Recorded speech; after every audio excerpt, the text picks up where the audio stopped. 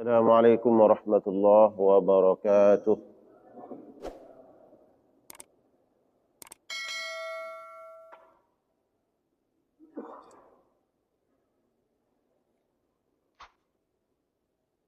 Innal hamdalillah nahmaduhu wa nasta'inuhu wa nastahdihi wa natubu ilayh wa na'udzu billahi min shururi anfusina wa min sayyiati a'malina. May yahdihillahu fala mudilla lahu wa may yudlilhu fala hadiya lahu. Asyhadu an la ilaha illallah wahdahu la syarika lahu wa asyhadu anna Muhammadan 'abduhu wa rasuluh. Allahumma salli wa sallim wa barik wa karrim wa an'im ala hadzal nabiyil karim wa ala alihi wa ashabihi wa man sara ala nahjihi wastanna bi sunnatihi ila yaumiddin, amma ba'du. Allahumma la ilma lana illa ma 'allamtana innaka antal alimul hakim. Allahumma 'allimna ma yanfa'una wanfa'na bima 'allamtana wa zidna 'ilma wa aslih lana sya'nana kullah wa la takilna ila anfusina tarfata 'ain. Hadirin dan hadirat jamaah sekalian yang dimuliakan oleh Allah Subhanahu wa taala, puji dan syukur kita panjatkan kehadirat Allah Jalla Jalaluh, Allah Rabbul Alamin, yang memberikan kita nikmat sehat wal afiat. Alhamdulillah, nikmat istiqamah, nikmat iman dan Islam. Dan semoga setiap amal ibadah yang kita kerjakan, yang wajib, yang sunnahnya, untuk menyempurnakan perkara-perkara yang wajib, diterima oleh Allah Subhanahu wa taala sebagai pemberat timbangan amal saleh kita semua di hadapan Allah Subhanahu wa taala. Salawat dan salam tercurah limpahkan untuk qudwah hasanah kita Nabi Rahmah Rasul sallallahu alaihi wasallam, kepada keluarga beliau dan para sahabat-sahabat Rasulullah sallallahu alaihi wasallam minal muhajirin wal ansar, mereka yang telah berjuang bersama Nabi sallallahu alaihi wasallam membawa risalah dakwah, menegakkan hukum-hukum Allah Subhanahu wa taala. Dan semoga kita semua dapat mengikuti, meneladani setiap amal kebaikan dan perjuangan mereka yang dimuliakan oleh Allah Subhanahu wa taala. Maka dengan itu kita berharap kepada Allah di akhirat kelak kita semua Allah layakkan, Allah pantaskan mendapatkan syafaat Rasulullah sallallahu alaihi wasallam, mendapatkan masuk surga atas syafaat beliau bi ghairi hisabin wala azab. Tidak dihitung amal-amal kita oleh Allah, langsung masuk surga bersama keluarga besar kita, anak cucu kita semua, reuni akbar nanti di surga. Amin ya Allah ya Rabbal Alamin. Hadirin dan hadirat jamaah sekalian, jamaah majlis kajian yang dimuliakan oleh Allah Subhanahu wa taala,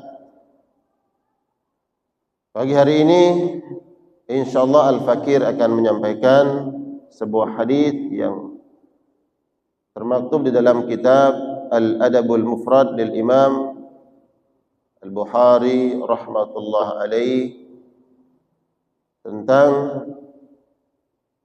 larangan dari Nabi sallallahu alaihi wasallam seorang muslim menghajar atau memboikot, mendiamkan saudara sesama muslim. Ini ada larangannya. Bagaimana Nabi kemudian sallallahu alaihi wasallam melalui syariat ini memahami fitrah kita sebagai manusia yang terkadang dihinggapi rasa kecewa, Ada kalanya kita marah,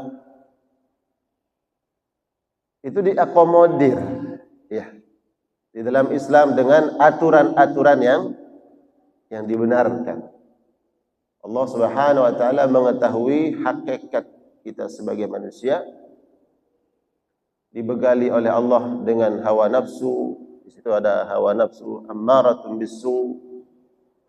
Kemudian ini yang dijaga, yang diatur dalam syariat Rasulullah sallallahu alaihi wasallam. Sahabat Rasulullah sallallahu alaihi wasallam bernama Abu Hurairah. Nama lengkapnya Abdurrahman. Beliau ini Abdurrahman yang lebih kita kenal dengan sebutan kunyahnya Abu Hurairah radhiyallahu taala anhu. Beliau yang bercerita, sami'tu an-nabiy sallallahu alaihi wasallam. Aku mendengar, kata beliau, Nabi beliau bersabda, la yahillu li rajulin an yahjura mu'minan fawqa thalathati ayyam. Tidak boleh, tidak halal bagi seorang laki-laki yang dimaksud di sini adalah seorang muslim. Tidak diperkenankan, tidak dibenarkan di dalam syariat seorang muslim an yahjura mu'minan, dia menghajar, ya, mendiamkan, tidak memperdulikan atau memboikot saudara muslim fauqa salasati ayyam, di atas 3 hari. Tidak boleh lebih dari 3 hari. Fa idza marrat salasatu ayyam, apabila sudah berlalu 3 hari. Hari pertama, hari kedua, hari ketiga, ini sudah 3 hari. Falyalqahu, maka hendaknya satu sama lain di antara kedua belah pihak ini, siapapun, apakah itu suami istri, saudara, teman, atau siapapun jamaah, maka hendaknya salah satu di antara keduanya berupaya untuk menjumpai, menemui saudaranya untuk islah, melakukan perbaikan, menyambung hubungan, apakah itu kekerabatan, persahabatan, dan seterusnya. Fal yusallim alaihi. Yang pertama disebutkan oleh Nabi, ketika dia berjumpa, maka awalilah dengan ucap salam.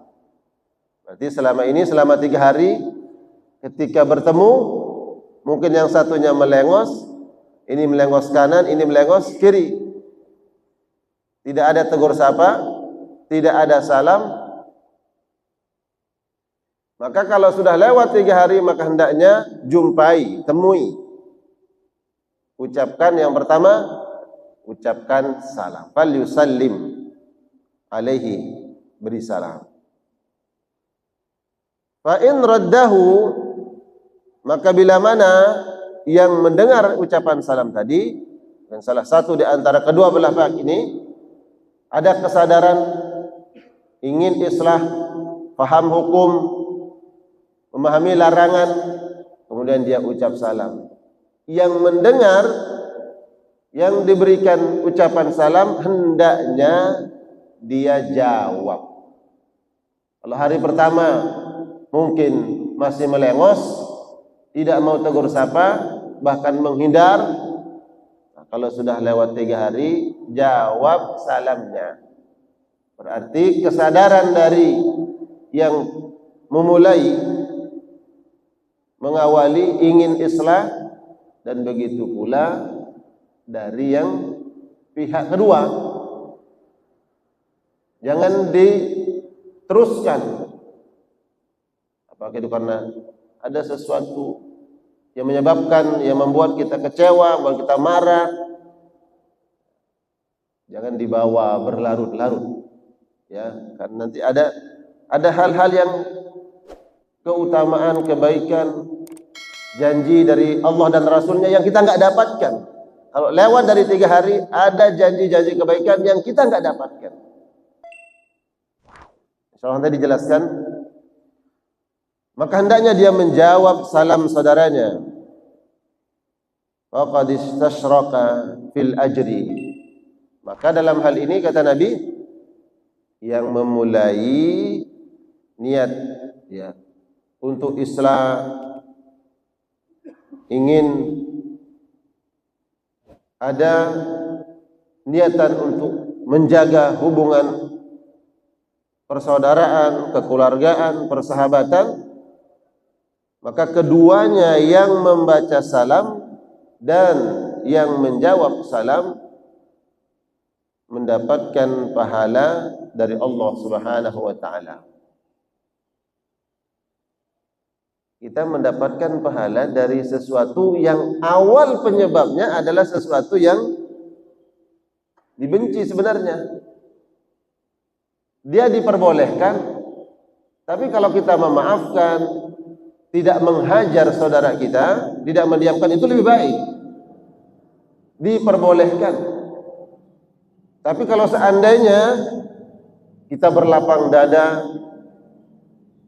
tidak menyimpan, ya, rasa kemarahan, kekecewaan, ya udah, kita biarkan itu semua, tidak ada sampai terjadi saling menghajar itu, saling mendiamkan, tentu itu lebih baik.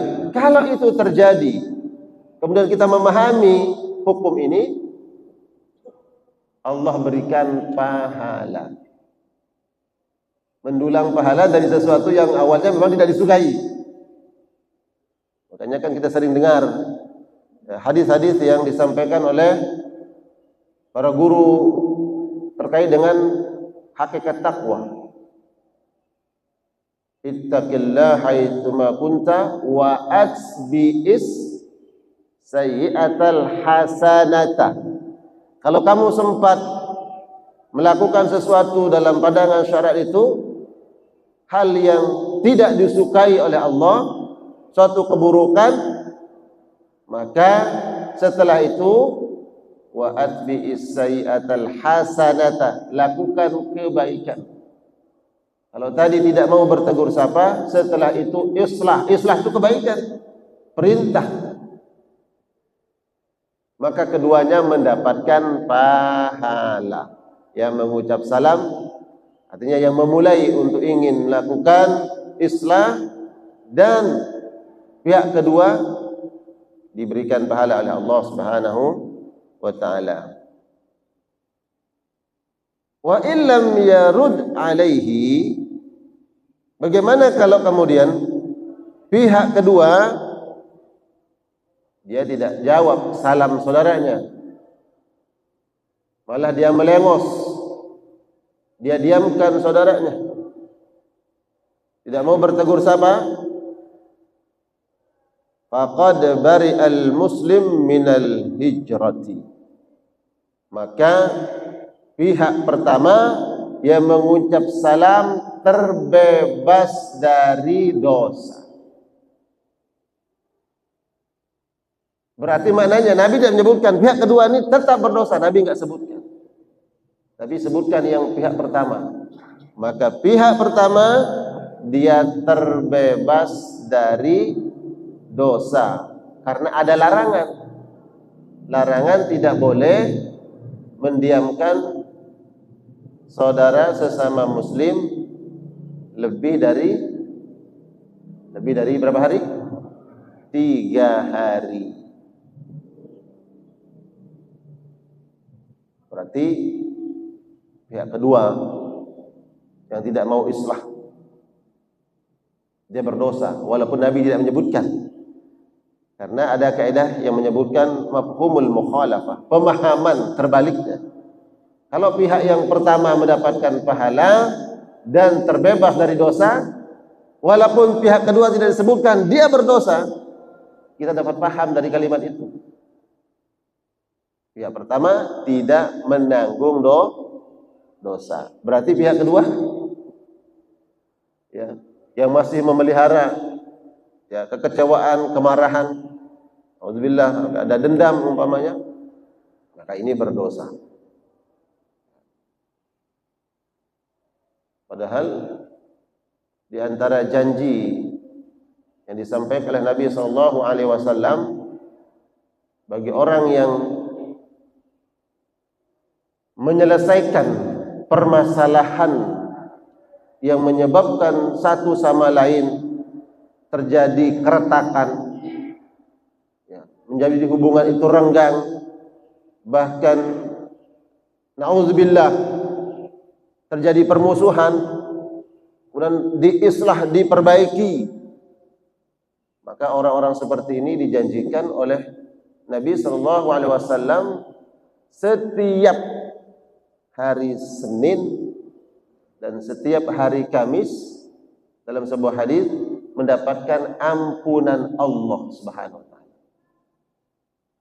Sama di dalam hadis kitab Riyadhus Shalihin itu disebutkan bahwa setiap hari Senin dan setiap hari Kamis pintu-pintu surga dibuka oleh Allah Subhanahu wa taala. Wa yughfaru likulli mu'minin. Setiap orang-orang beriman yang meminta ampun kepada Allah akan diampuni dosanya. Setiap orang beriman yu'minu billah, dia beriman kepada Allah, wala yusyriku bihi syai'a, dan tidak menyekutukan Allah dengan sesuatu apapun, diampuni dosanya. Illa rajulan, kecuali seseorang yang ada asyahna, ada permusuhan satu sama lain, tidak melakukan islah, maka selama itu tidak mendapatkan ampunan Allah Subhanahu wa taala. Disebutkan oleh Nabi, biarkan, tangguhkan orang ini. Orang lain mendapatkan ampunan, tapi kalau ada orang yang masih ada silang sengketa, ada permusuhan dengan orang lain, ditunda mendapatkan ampunan Allah Subhanahu wa taala hatta yastaliha, sehingga kedua belah pihak mau melakukan islah. Jadi jamaah sekalian Allah muliakan, hadis ini mengandung pesan bahwa agar kaum muslimin menjaga ukhuwah Islamiyah, menjaga persaudaraan. Dan inilah poin penting yang selalu diingatkan oleh Nabi SAW. Bahkan upaya yang paling utama yang dilakukan oleh Nabi SAW ketika beliau sampai di Madinah dalam peristiwa hijrah, yang beliau lakukan adalah mempersatukan kaum muslimin. Karena ini sumber kekuatan, mempersaudarakan kaum muslimin, sahabat Ansar dengan para sahabat-sahabat Muhajirin, yang dimana kota Madinah selama ini banyak suku. Di situ ada kaum suku Aus, Khazraj, sesama orang asli penduduk kota Madinah yang berasal dari Yaman menempati kota Yathrib. Sering terjadi peperangan, perang antar suku Aus dan Khazraj, yang kemudian nanti ini adalah menjadi kaum Ansar. Nabi hijrah ke Madinah bersama para sahabat asli kota Madinah, hal pertama yang dilakukan oleh Nabi adalah mempersatukan kaum muslimin. Dan ini yang dijaga dalam Islam. Kita temukan ayat-ayat Al-Quran yang selalu memotivasi kaum muslimin untuk menjaga ukhuwah. Innamal mu'minuna ikhwatun wa aslihu baina akhwaykum. Sesungguhnya orang-orang beriman itu bersaudara. Maka kalau terjadi hal-hal yang menyebabkan retaknya hubungan persaudaraan, baik itu secara personal ataupun kolektif, personalis secara pribadi antara kita dengan orang lain, satu jamaah dengan jamaah yang lain, satu pengurus dengan pengurus yang lain, kalau masjid atau suatu komunitas yang lebih besar. Terkadang satu firqah, satu kelompok dengan kelompok yang lain, sesama organisasi Islam, sama-sama mengusung kalimat la ilaha illallah. Tapi mungkin terjadi itu perselisihan, ada gesekan, pertikaian. Maka hendaknya selalu ada islah, perbaikan, ya, menjaga hubungan ukhuwah Islamiyah. Dan Nabi SAW dalam hadis ini mengingatkan kita hal-hal atau perkara-perkara yang menyebabkan retaknya hubungan ukhuwah itu. Dan banyak hadis-hadis yang lain. Bagaimana Nabi mengingatkan tentang kehormatan, kemuliaan, harga diri seorang muslim yang tidak boleh dihinakan, tidak boleh direndahkan. Karena untuk menjaga itu, menjaga hubungan ukhuwah Islamiyah. Di Hajjatul Wada, di Haji Wada, haji terakhir yang dilakukan oleh Nabi SAW, itu pada tahun keberapa? Coba, Haji Wada. Tahun 10. Pada tahun ke-10 Hijriah, Hajjatul Wada, haji perpisahan Nabi SAW.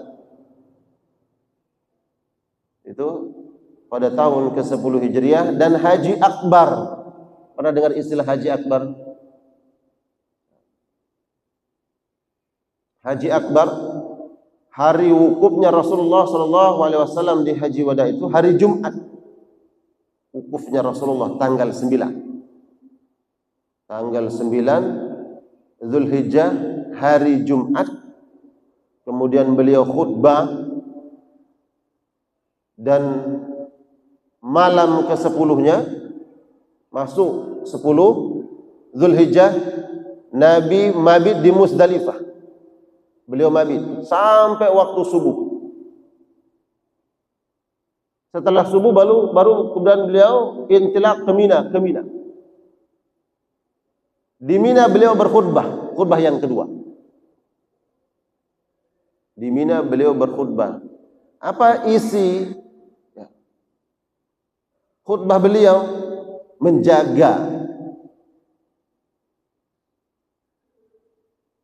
Menjaga kemuliaan, kehormatan kaum muslimin,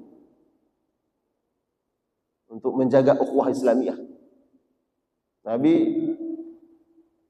Beliau kemudian dalam khutbah itu beliau bertanya kepada para sahabat, apakah hari ini adalah hari yang mulia? Apakah ini adalah bulan yang mulia? Apakah ini adalah tempat yang mulia? Para sahabat menjawab, bala ya Rasulullah. Ini hari mulia, hari Yaumun Nahar, hari ke-10. Pada tanggal berapa? 10 Dzulhijjah beliau di Mina. Yaumun Nahar, hari menyembelih. Disyariatkannya kurban. Dan apakah bulan ini bulan yang mulia? Para sahabat mengatakan, bala ya Rasulullah, ini bulan mulia. Bulan haram kan? Syahrul Hurum, Ashhur. Bulan-bulan yang dimuliakan oleh Allah. Bulan haram itu bulan Dzulqa'dah, kemudian Dzulhijjah, Muharram, yang satu lagi Rajab. Bulan-bulan haram, Dzulqa'dah, Dzulhijjah, Muharram, Rajab. Nabi bertanya bukan enggak tahu, apakah ini bulan mulia? Benar ya Rasulullah, ini bulan mulia. Kemudian Nabi bertanya lagi, apakah ini adalah tempat negeri yang mulia? Mulia ya Rasulullah. Makkah. Yang Allah sebutkan, wa hadzal baladil amin, ini negeri yang aman, tentram, damai. Tanah yang dimuliakan oleh Allah. Karena Mina masuk tanah haram atau tidak? Hah? Tanah haram atau tidak? Mina. Hah? Ayo. Arafah itu tanah halal. Arafah tanah halal. Jadi tempat wukuf di Arafah itu tanah halal, bukan tanah haram. Hanya kan keluar dari tanah haram wukuf ke Arafah. Muzdalifah, Mina, ya, dia masuk tanah haram. Nabi bertanya, ini negeri yang dimuliakan. Para sahabat mengatakan, bala ya Rasulullah, ini adalah negeri yang mulia. Setelah itu kemudian Nabi mengatakan, ketahuilah, inna dima'akum haramun alaikum. Darah-darah kalian dijaga kehormatannya, dijaga kemuliaannya. Darah-darah kalian mahal di hadapan Allah. Inna dima'akum haramun alaikum wa amwalakum haramun alaikum. Begitu juga harta-harta kalian. Harta-harta kalian dijaga oleh Allah Subhanahu wa taala. Tidak boleh seseorang mengambil harta orang lain tanpa kebenaran. Mencuri, menipu, mengurangi timbangan, ya. Mestinya orang dapat sekian, dia kurangi, ya. Harta-harta kalian dijaga. Wa a'radakum, dan harga diri kalian, ya. Tidak boleh seseorang merendahkan, menghina, menjatuhkan harga diri orang lain. Ini penyebab retaknya hubungan ukhuwah, persaudaraan. Tidak boleh saling apapun ini jamaah, ya, selama payung besarnya adalah kalimat la ilaha illallah Muhammadur Rasulullah. Kemudian ada perbedaan dalam masalah furu'iyah, dalam hal-hal yang bisa ditoleransi dalam syariat ini, maka satu sama lain tidak boleh kemudian saling merendahkan, saling menghina, tidak boleh saling menghajar, ya, tidak boleh saling memboikot. Kalau kemarin umpamanya dalam kasus ibadah, ya, tahunan kita Ramadan, ada yang memulainya lebih dulu, ada yang belakangan, salatnya lebih dulu, ada yang belakangan. Ini masalah-masalah furu'iyah. Maka enggak boleh masalah-masalah furu'iyah Ikhtilaf tadi menyebabkan retaknya hubungan ukhuwah Islamiyah. Makanya kemudian yang diwanti-wanti oleh Nabi di sini adalah jangan memboikot saudara kalian lebih dari 3 hari. Mungkin muncul pertanyaan, kenapa harus 3 hari? Kenapa enggak 7 hari aja, Pak? Kenapa 3 hari? Ya, jawaban pertamanya tentu Allah yang Maha tahu. Ya, hikmahnya kenapa harus 3 hari? Kenapa enggak 1 hari saja? Atau 2 hari? Atau 7 hari? Allahu a'lam. Hanya Allah yang mengetahui. Kemudian ada penjelasan ulama bahwa memang ada orang memiliki karakter kalau marah mudah memaafkan. Mungkin cepat dia marah, cepat dia tersinggung. Ya. Tapi kalau memaafkan, ya udah setelah itu ya marahnya sesaat aja. Memang cepat. Ya. Ada emosi, kecewa, marah. Apakah itu mungkin istri, suami, saudara kita? Kan beda-beda karakter. Cepat marah, tapi kalau minta maaf, ya udah selesai. Ya. Ada orang yang nggak cepat marah, tapi kalau udah marah, lama marahnya, sulit memaafkan. Nah, inilah yang kemudian karena Allah Subhanahu wa taala yang Maha mengetahui karakter dan sifat manusia, maka diberikan ya batasan 3 hari. Kalau ada orang yang cepat marah, gampang memaafkan, alhamdulillah mungkin hari pertama selesai. Dia enggak dendam. Dia enggak menyimpan amarahnya. Tapi ada orang yang kemudian kadang susah memaafkan.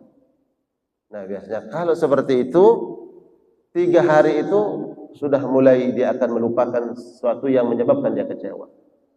Ya. Puncak-puncaknya ya hari pertama, hari kedua, hari ketiga sudah mulai menurun dan sudah akan mengingat sesuatu hal yang lain.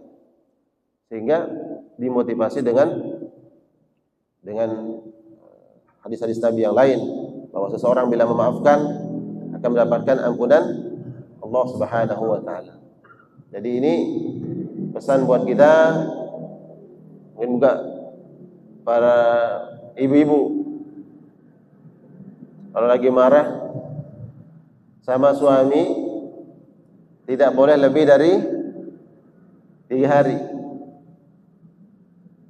Bahkan disebutkan seandainya seseorang menghajar saudaranya dan dia mengucap salam sampai pada tingkatan boleh tidak menjawab salamnya. Sampai pada tingkatan boleh tidak menjawab salamnya. Dalilnya mana? Padahal perintahnya kan, kalau ada yang mengucap salam, jawab salam. Perintahnya wajib.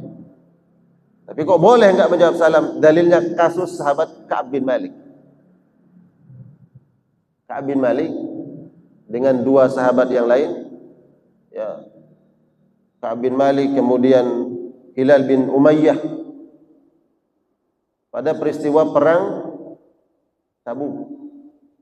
Nabi SAW memobilisasi, mengajak kaum muslimin yang sehat, yang muda untuk semua ikut perang.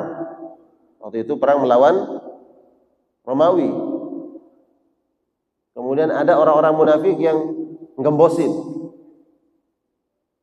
Nah, salah satu yang tidak ikut perang itu adalah sahabat Ka'ab bin Malik. Kemudian sepulangnya Nabi SAW dari perang Tabuk, maka sahabat-sahabat yang tidak ikut berperang datang minta maaf kepada Nabi. Ya Rasulullah, kami minta maaf. Kami disibukkan dengan ladang dan sawah kami. Kami tahu ini perintah yang wajib, tapi maafkan ya Rasulullah, maafkan. Nabi mengatakan pada kasus Ka'ab, amma hadza faqad sadaq. Kalau kasusnya Ka'ab ini memang benar. Dia menyadari dia berbuat salah. tidak melaksanakan perintah Nabi.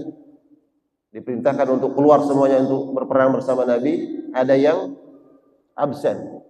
Adapun orang-orang munafik, Nabi tahu ini orang-orang munafik. Tapi kalau kasusnya Ka'ab, amma hadza faqad sadaq. Ini bukan orang munafik. Tapi diamkan sampai Allah yang memutuskan perkaranya Ka'ab. Maka selama dalam sejarah disebutkan selama 50 hari Ka'ab itu datang ke masjid kayak gini, jamaah datang ke masjid, enggak ada yang mau negur dia. Bahkan dia mengucap saya salam, enggak dijawab salamnya. Itu dalilnya. Ka'ab mengucap salam ke Nabi, tidak dijawab salamnya. Ini bentuk apa? Pelajaran. Nah, bagi yang ya tentu konteksnya hari itu adalah pelajaran bagi sahabat-sahabat yang lain. Tidak dijawab salamnya, tidak ditegur. Dia masuk ke dalam masjid sholat, ya ingin tegur sahabat lain melengos. Memang itu perintah Nabi. Pokoknya jangan tegur Ka'ab, jangan ajak bicara sampai Allah yang menurunkan urusan masalah Ka'ab ini selama 50 hari. Baru kemudian turun surat ya ayat Al-Qur'anul Karim bahwa laqad taballahu Allah memberikan pemaafannya terhadap orang-orang yang bertaubat, di antaranya Ka'ab yang meminta maaf kepada Rasulullah sallallahu alaihi wasallam. Nah, ini kasusnya Nabi memerintahkan para sahabat untuk mendiamkan Ka'ab, bahkan ketika mengucap salam pun tidak dijawab salamnya. Nah, di sini kemudian para jamaah dijelaskan oleh para ulama tentang menghajar. Ya, mendiamkan seseorang ada dua jenis. Yang pertama adalah mendiamkan seseorang karena urusan dunia. Yang kedua, mendiamkan seseorang karena urusan agama. Nah, ini beda. Nabi mendiamkan Ka'ab bin Malik ini dalam urusan agama atau dalam urusan dunia. Menghajar seseorang atau mendiamkan orang lain, atau kita mungkin ya, memboikot orang lain sebagai pelajaran. Maka kalau dalam urusan dunia tidak boleh lebih dari 3 hari. Dalam urusan dunia tidak boleh tidak menjawab salam. Jadi kalau umpamanya dalam urusan dunia kita pernah cekcok dengan orang lain, masalah urusan dunia. Setelah itu dia datang, dia mengucap salam, maka wajib kita jawab salamnya. Karena ini urusan dunia. Tapi kalau dalam urusan akhirat, nah dalam urusan akhirat dalilnya tadi apa yang dilakukan Nabi sallallahu alaihi wasallam pada kasusnya Ka'ab. Lalu sekarang bagaimana kita mendiagnosa sesuatu urusan ini urusan dunia ataupun urusan akhirat? Contoh urusan akhirat jamaah, pelaku maksiat.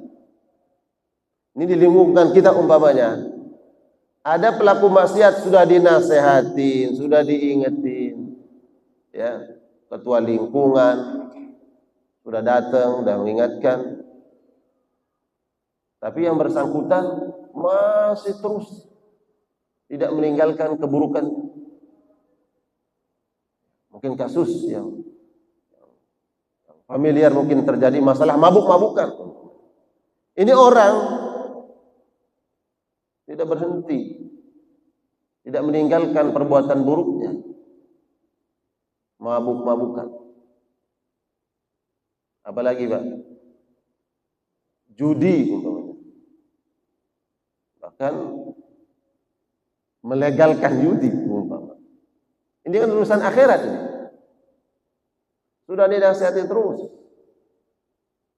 Maka kalau kemudian dia tidak meninggalkan, boleh lebih dari 3 hari sebagaimana kasusnya Ka'ab bin Malik.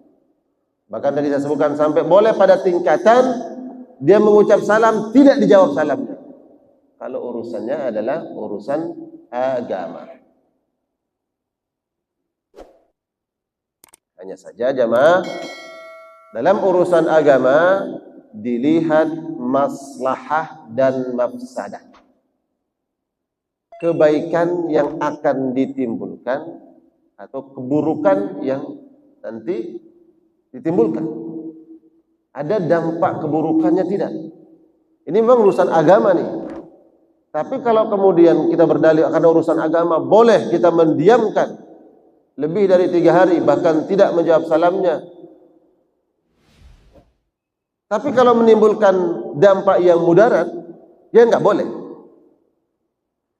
Makanya dalam agama ada al-aulawiyat, fikih prioritas.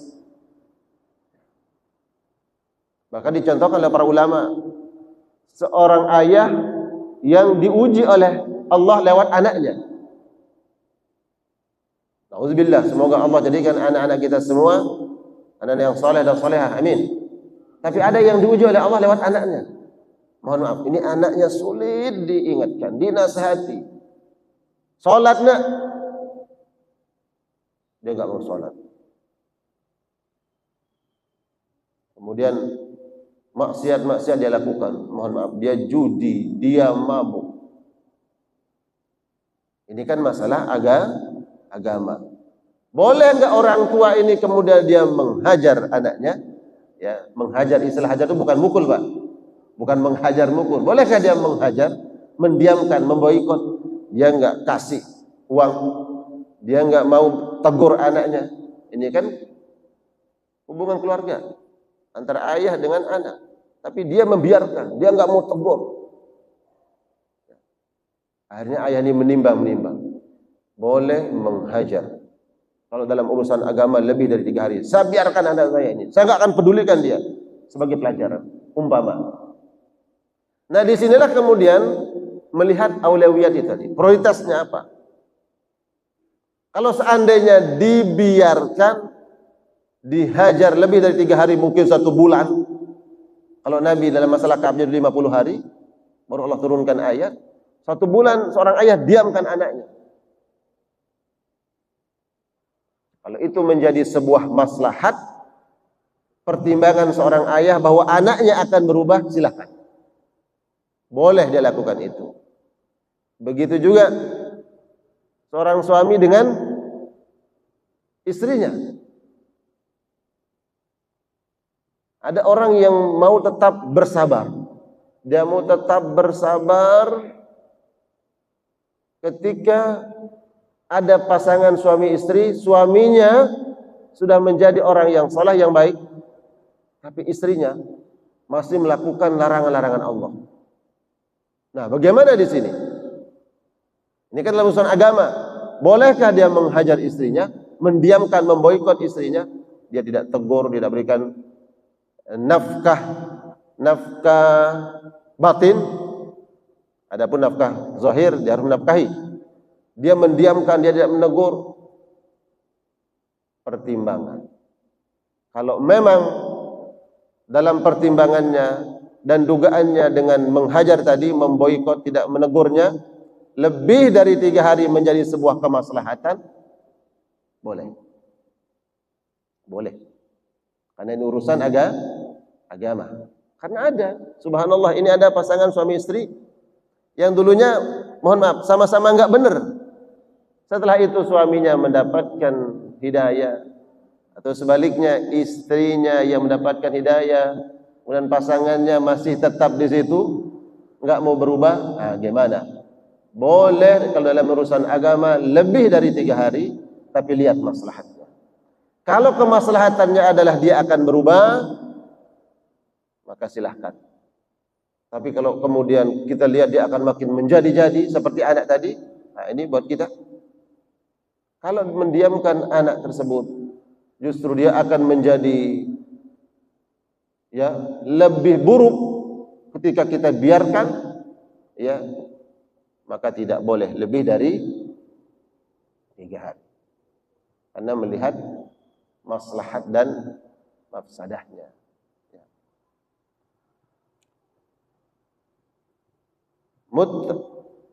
Ini hadis diriwayatkan oleh sahabat Abu Hurairah radhiyallahu taala anhu. Kemudian mata rantai periwayatannya sampai kepada Imam Al-Bukhari rahmatullah alaih. Syarah hadis ini, ma yu'khadhu min al-hadis bayanu anna al-fadla al-mutaqaddim wal musabiq ila ihdath at-tawasul wat tawadu wat tazawur. Hadis ini menjelaskan keutamaan orang yang lebih dahulu menyambung hubungan kekerabatan, persahabatan, menjaga hubungan baik dengan orang lain. Jadi mungkin pernah terjadi hal-hal yang menyebabkan retaknya hubungan persaudaraan, persahabatan, maka yang lebih dahulu untuk memperbaiki hubungan tersebut mendapatkan al-fadl, karunia Allah Subhanahu wa taala. Kemudian disebutkan al-iqabu wal wa'id lil mar'i alladhi yu'ridu wa yarghabu an akhihi alladhi taqaddama ilaihi bil ma'ruf. Ini juga merupakan peringatan dan ada ancamannya dari Nabi sallallahu alaihi wasallam terhadap orang yang mana saudaranya sudah ingin melakukan islah, ingin memperbaiki hubungan persaudaraan, tapi ternyata dia tidak mau melakukan islah. Jadi kalau ada orang yang tidak mau melakukan islah, maka ini mendapatkan ancaman dari Nabi sallallahu alaihi wasallam. Kemudian hunaka zajrun bil hajri li ashabil ma'asi. Ada perintah untuk boleh untuk menghajar atau mendiamkan atau memboikot orang-orang yang melakukan maksiat. Dan di sini disebutkan wa ahlil bid'ah, orang-orang yang melakukan kebid'ahan, yang dilarang dalam agama. Tapi jemaah sekalian Allah muliakan, jadi ini satu hadis yang kita sampaikan pagi hari ini terkait dengan bagaimana Nabi sallallahu alaihi wasallam memberikan rambu-rambu terhadap muamalah, pergaulan, baik itu dalam lingkup keluarga, kemudian di lingkungan kita bersama masyarakat, ataupun mungkin bentuknya komunitas yang lebih besar. Ada satu organisasi dengan organisasi yang lainnya, maka bagaimana kemudian harus saling menjaga ukhuwah Islamiyah. Tapi masih ada waktu, mungkin ada yang ingin ditanyakan, ingin diperjelas terkait tema pagi hari ini, atau mungkin ada hal-hal di luar tema yang ingin ditanyakan, silahkan pada para jamaah.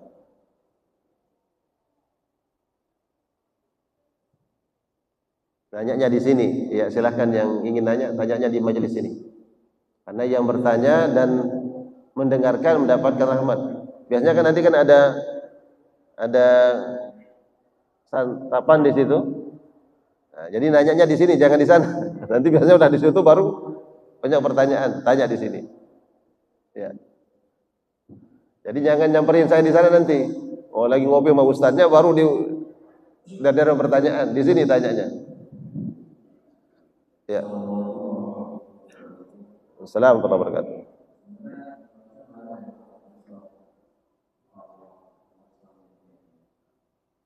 Tentang islah.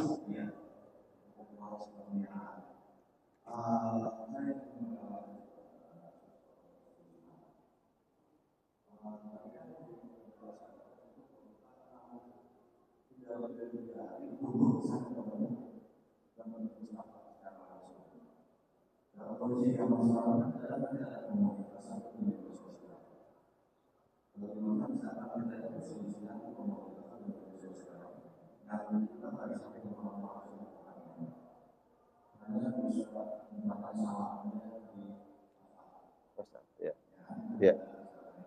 Ya. Ya.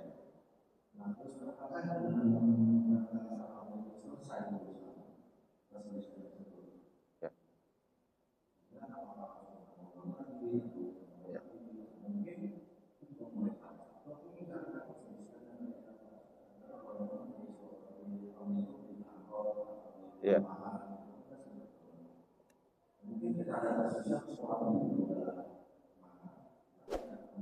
Ya. Ya.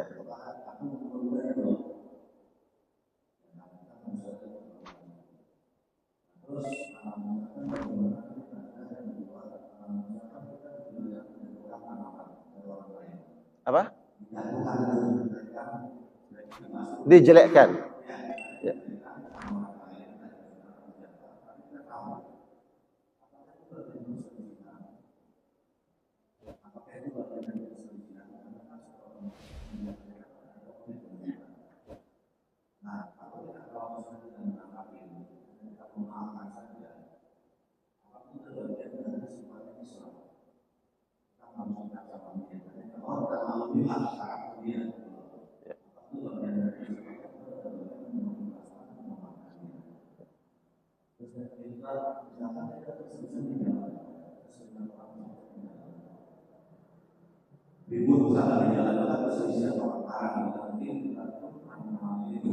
Perselisihan di jalan, ya di jalan raya umpamanya, ya betul, ya,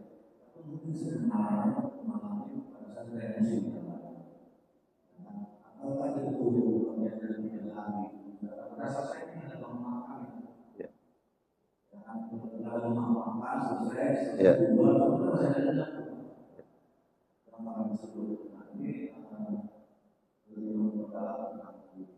ya, barang,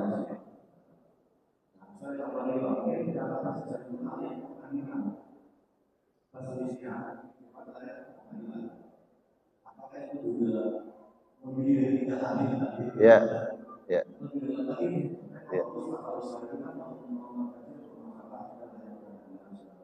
ya. Waalaikumsalam warahmatullahi wabarakatuh. Baik jamaah, ya baik. Ya pesan pertanyaannya sudah tertangkap insyaallah. Jadi jamaah, hadis ini tolong kita pahami bersama bahwa hadis ini bukan kemudian menormalisasi bahwa yaudah kita menghajar orang, seenaknya kita mendiamkan orang lain. Enggak.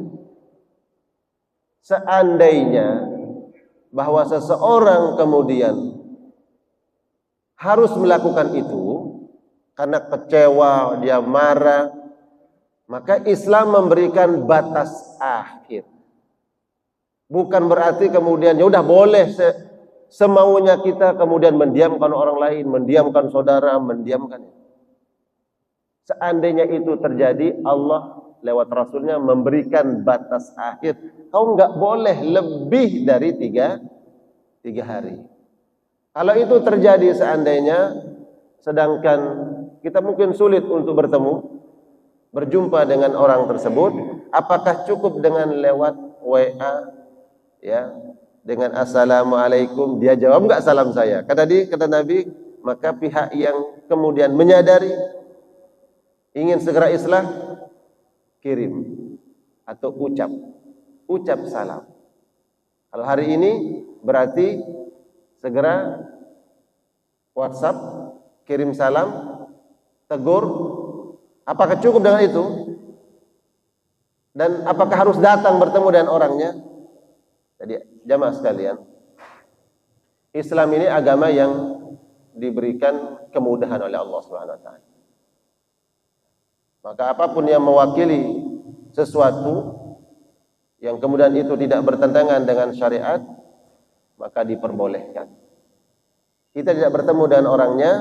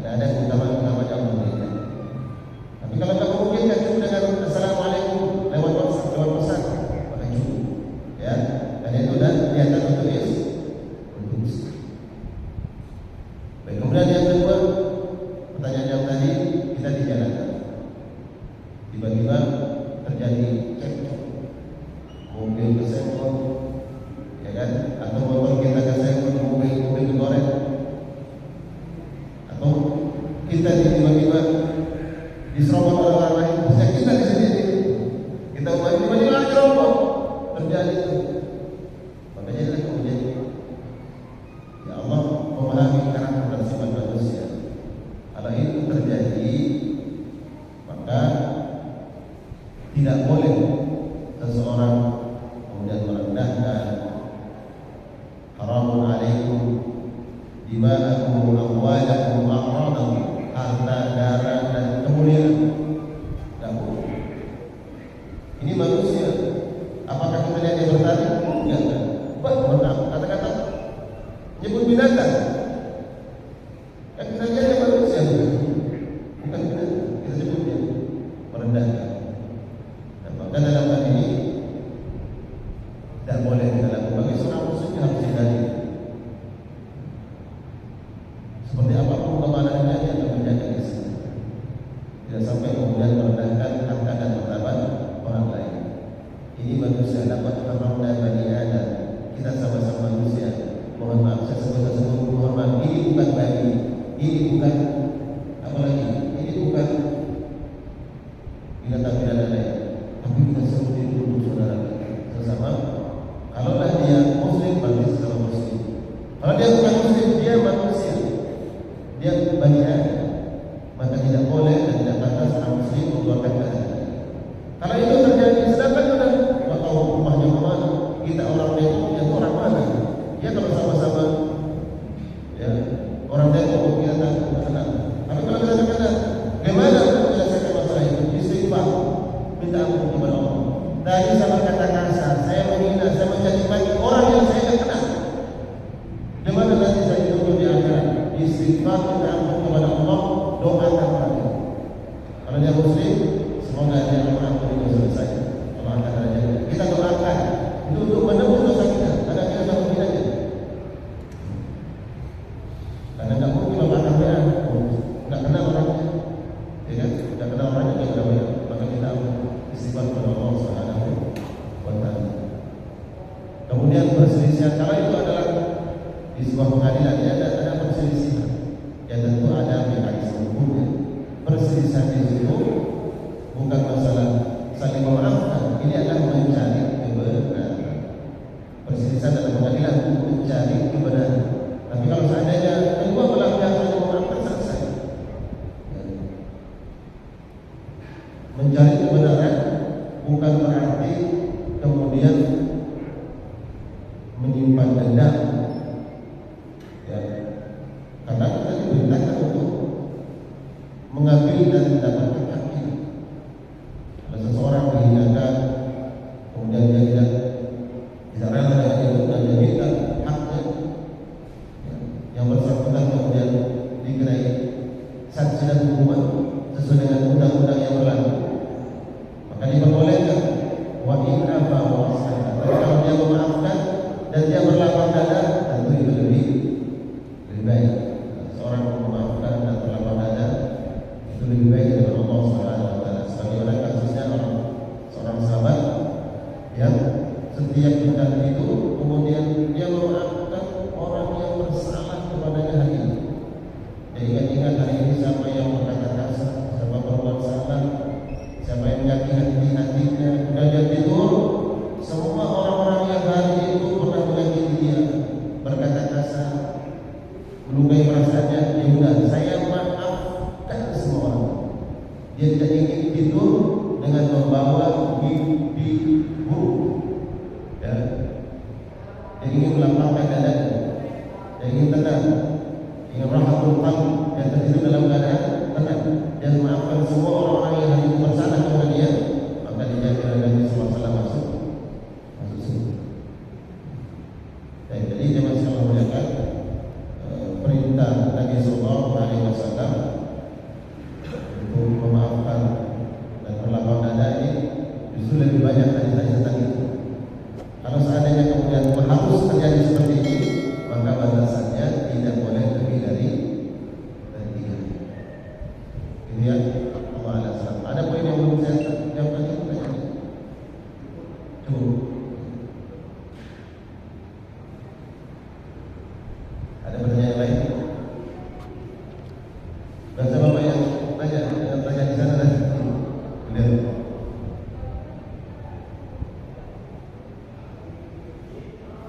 Kalau memang tidak ada lagi pertanyaan, kita cukupkan.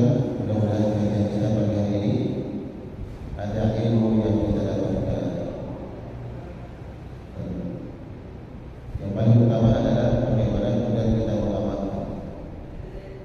Poin inti yang kita dapatkan dari kajiannya adalah bagaimana seorang muslim memiliki salam sadar, berlapang dada, maksudnya orang seperti ini dapatkan jaminan dari Nabi Sallallahu Alaihi Wasallam. Sahabat yang memiliki salam sadar